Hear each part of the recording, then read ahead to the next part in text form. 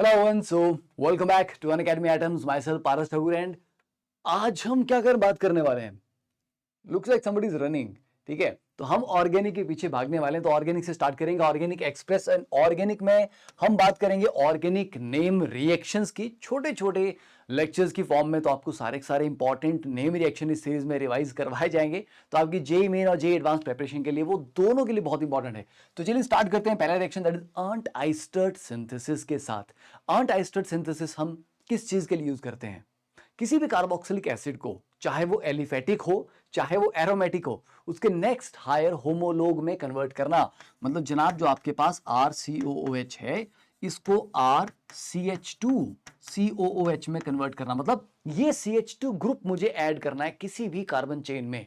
मतलब carbon chain का जो मॉलिक्यूलर वेट है वो 14 से बढ़ जाएगा इस पूरे प्रोसेस में। ठीक है, तो ये काम करने के लिए अर्नट आइस्टर्ट आपके काम आता है। तो देखते हैं अर्नट आइस्टर्ट में बेसिकली करना क्या होता है हमें।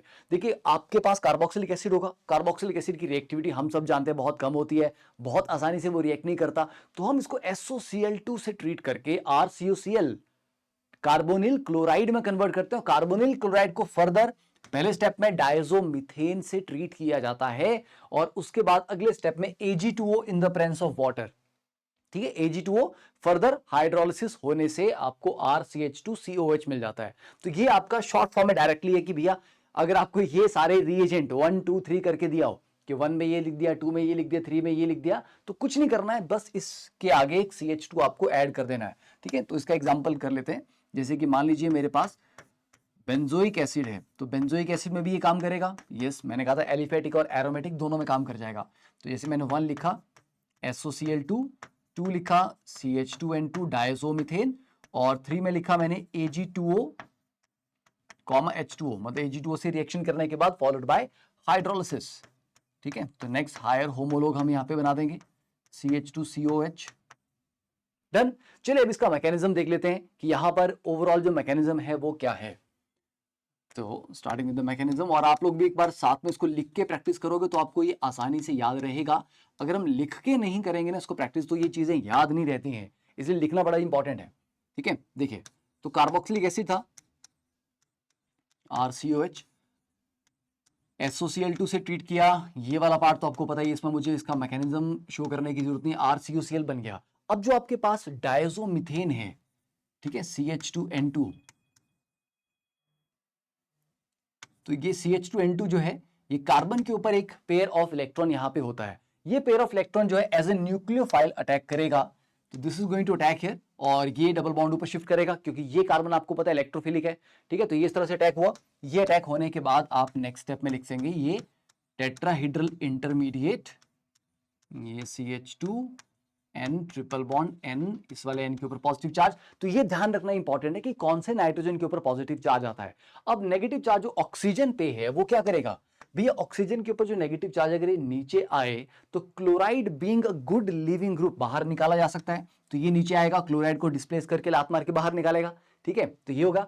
तो इस स्टेप के बाद नेक्स्ट आप लिखेंगे दैट इज RCO CH2। अब CH2 का ना एक H मैं इस तरह से बाहर करके लिखता हूं क्योंकि उसको हमें अब लूज करवाना है, क्योंकि जो क्लोराइड बाहर निकला है वो क्लोराइड इस H को निकाल लेगा। तो यहां पर जो Cl नेगेटिव है that is going to remove this H, और ये वाला बॉन्ड हटके कार्बन के पास आ जाएगा। तो कार्बन के पास एक पेयर ऑफ इलेक्ट्रॉन यहां पे आ जाएंगे। तो RCO CH, ये अब नेगेटिव चार्ज आ गया, N triple bond N positive. अब ऑब्वियसली बात है, इसका आप रेजोनेटिंग स्ट्रक्चर भी बना सकते हो ना। ये बॉन्ड यहां जंप करेगा, ये ट्रिपल बॉन्ड आगे जंप करेगा। तो yes, I can also draw the resonating structure for this, इस तरह से।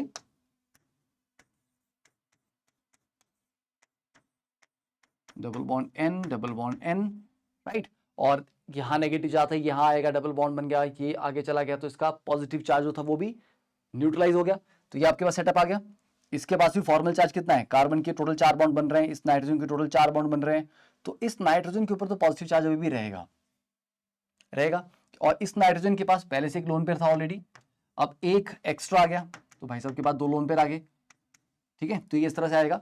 तो ये 2 इसके रेजोनेटिंग स्ट्रक्चर्स आप ड्रॉ कर सकते हो। अब नेक्स्ट देखते हैं कि ये वाला जो पार्ट है हमारा रेजोनेटिंग स्ट्रक्चर का, ये फर्दर रिएक्शन में कैसे पार्टिसिपेट करेगा। देखिए तो ये जो RCO CH N triple bond N, अब आपको पता है कि फाइनल जो प्रोडक्ट है हमारे पास उसमें कहीं भी आपको नाइट्रोजन दिखाई दे रहा है क्या? N2 नहीं, तो दैट मींस N2 निकलने वाला है। तो फाइनल प्रोडक्ट को देखते हुए आप ये आइडिया लगा सकते हो कि सर नाइट्रोजन एक बहुत अच्छा लिविंग ग्रुप है, तो वो आसानी से निकल जाएगा। तो ये वाला, यस, इसको भी पता है कि ये अच्छा लिविंग ग्रुप है, ठीक है। तो चलिए, तो ये नाइट्रोजन ये वाला बॉन्ड तोड़ के अपने पास रखेगा, N2 as a good leaving group निकलेगा, and we will have this alpha keto carbene, ठीक है, ये हमारे पास आ गया।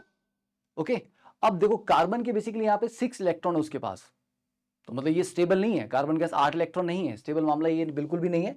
तो अगर ये स्टेबल मामला नहीं है तो हम क्या करेंगे यहाँ पे, अब यहां होता है एक स्पेशल रीअरेंजमेंट, ये बॉन्ड इधर जंप करेगा, ये वाला, अब इस कार्बन के तो ऑलरेडी 4 बॉन्ड थे, तो ये अगर एक और बॉन्ड बनाएगा तो ये R ग्रुप जो है अल्काइल ग्रुप, ये माइग्रेट करेगा, और ये अल्काइल माइग्रेशन से हमें हमारा इंटरमीडिएट मिलने वाला है, that is RCH double bond C double bond O, that is ketene. ये कीटीन हमारा रिएक्शन इंटरमीडिएट है, तो ये रिएक्शन कीटीन इंटरमीडिएट के थ्रू होके गुजरता है, और इससे अगले स्टेप में हम क्या करेंगे, इसका हाइड्रोलिसिस। तो हाइड्रोलिसिस में वाटर कहां अटैक करेगा, देखिए कार्बन ऑक्सीजन के बीच में पोलैरिटी है, कार्बन के ऊपर पार्शियल पॉजिटिव चार्ज होगा, ऑक्सीजन के ऊपर पार्शियल नेगेटिव चार्ज होगा, ये ऑक्सीजन यहां अटैक करेगा, एंड फाइनली आपको, ठीक है, यहां पर एक OH बन जाएगा, एक और OH बन जाएगा, एक कार्बन के ऊपर 2 OH, और ये इनोल फॉर्म है, तो इनोल फॉर्म का कीटोनोल बना के आप आराम से बना सकते हैं इसका RCH2COOH। तो that is our final product. तो ये पूरा मैकेनिज्म था। आप बोलोगे सर इतना लंबे स्टेप्स हैं, तो एक बार इसको देख लो, कॉम्प्लिकेटेड नहीं है, एक बार आप लिख के कर लोगे तो आपको इंटरमीडिएट का पता होना चाहिए कौन बन रहा है, कीटीन यहां पर इंटरमीडिएट बन रहा है, and rest everything is fine. और अगर रिएक्शन मैकेनिज्म नहीं याद करना है तो कोई बात नहीं, डायरेक्टली आपको बता दिया ना मैंने कि यहां पे क्या करते हैं। तो this is the overall reaction. तो चलिए आज का रिएक्शन के लिए काफी है, बाकी नेक्स्ट में अब हम बात करेंगे अगला reaction, that is aldol condensation के बारे में बात करेंगे अगले स्टेप में।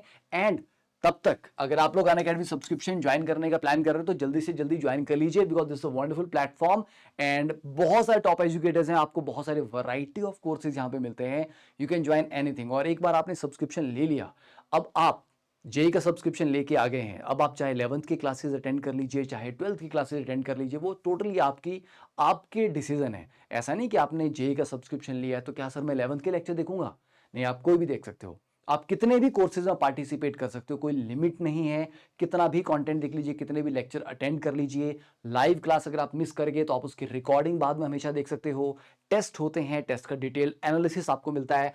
तो these are the prices for the plus subscription, ठीक है। तो प्लस सब्सक्रिप्शन में आपको सारे फीचर्स मिल रहे हैं, एंड अगर आप देखिए 2.5 साल का सब्सक्रिप्शन लेते हो तो it is just below 2000 per month, मतलब मंथली कॉस्ट आपको 2000 भी नहीं आ रही है। तो आपको पीटी लैब कोड लगाना है for the maximum discount here. और अगर आप आइकॉनिक सब्सक्रिप्शन लेते हैं, आइकॉनिक में आपको एक पर्सनल मेंटर दिया जाता है जिनसे आप बात करके अपने स्ट्रेटजी, मेरे को सर कैसे तैयारी करूं, मैं कैसे नहीं करूं, मैं इस चीज़ में वीक हूं, ठीक है, मेरे को क्या एनालिसिस आपके टेस्ट का वो करके आपको देंगे, आपको प्रिंटेड स्टडी मटेरियल वहां पे मिलता है, स्टडी प्लानर आपको मिलता है। तो ये पर्सनल मेंटरशिप वाला जो गाइड वाला जो एक पार्ट है वो आपको लगातार पुश करते रहेंगे ताकि आप और बढ़िया परफॉर्म करें। तो इसकी प्राइसेस थोड़ी सी ज्यादा है।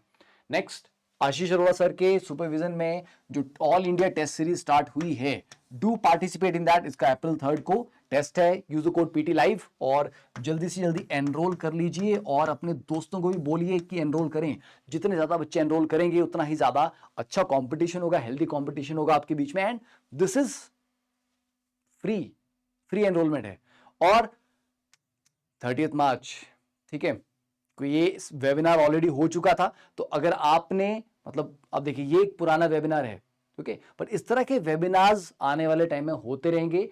तो प्लीज एंश्योर कि जब भी वेबिनार की डेट आए उसमें एनरोल पक्का करें और अपने दोस्तों को भी बोलें। तो आने वाले टाइम में फिर से एक और वेबिनार आने वाला है, राइट। एंड जब भी आपके पास ऑफर आते हैं, अभी देखो अभी ऑफर तो एक्सपायर हो गया है, बट आई थिंक ये एक्सटेंड शायद हो चुका है। तो अगर आप चेक कर लीजिएगा, और कभी भी कोई डाउट हो कि कोई ऑफर अभी चल रहा है या एक्सपायर हो गया, नया ऑफर आने वाला है, कोई भी है, तो you can also call on a number that I'll share with you, this one. तो इस नंबर पे कॉल करके आप अपने काउंसलर के साथ कांटेक्ट में आके सारे अपनी क्वेरीज पूछ सकते हैं. And JMain rank predictor, okay, use this option also.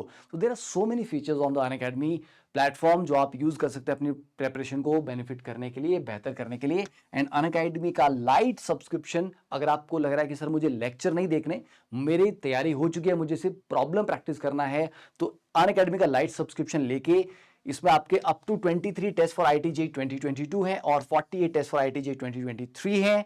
तो use the code PT Live और जस्ट 999 से इसकी प्राइसिंग स्टार्ट है, जस्ट 999 से. ठीक है, तो आई थिंक दैट्स इट. तो आस्क डाउट फीचर आपका वेबसाइट के ऊपर भी अवेलेबल है, तो यूज करें, मेंटरशिप प्रोग्राम का बेनिफिट लें and join the subscription as soon as you can. Thank you, see you in the next lecture.